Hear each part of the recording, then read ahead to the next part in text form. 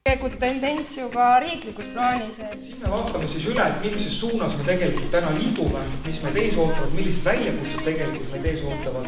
Pärast lõunasööki keskendume konkreetselt maakonna noorsootööle.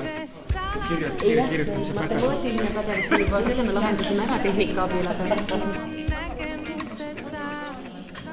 Tere, mina olen Krista Kalda, olen hariduselt noorsootöötaja ja siin olen võib-olla siis Euroopa Noored Viljandimaa esitaja. Tere, Martsa Viljandi noorsootöö koordinaator.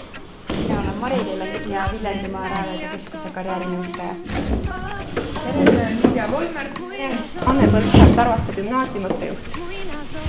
Tänane päev ongi selleks, et esimest korda kokku saada suuremas seltskonnas, vaid tuleb tegelikult päevaliselt ja veel. Me oleme osake maailmast. Ehk sellisest suurest pildist. Iga asi, mis me täna teeme, mis me oleme, me ei ole mingisugune saarekene, vaasikene. Erinevaid ehitusi, mis on viivad. Su koha pealt on see, et inimesed peavad olema võimestunud ise tegema otsuseid, õigeid otsuseid. Me peame neile tegema keskkonna, mis aitaks neile otsuseid teha. Et 14% kooliõpilastest selles vanuses. Aastaseks saamist hakkasid suitsetama 53% vastajatest. Et tegelikult väga suur arv.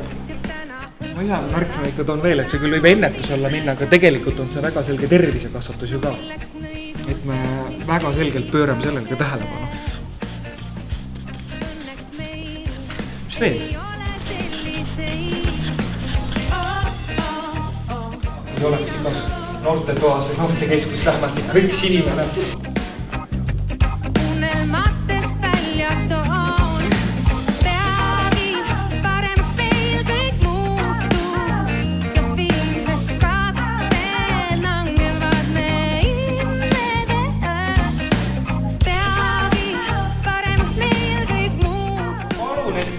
Fokusseeriksite nüüd maakonda noorsootööle, mis maakonnas on ja tooksite välja vähemalt 3 Viljandi maakonna noorsootöö tugevust, millega meie maakonnas saaksime öelda, et meil on selles valdkonnas väga hästi.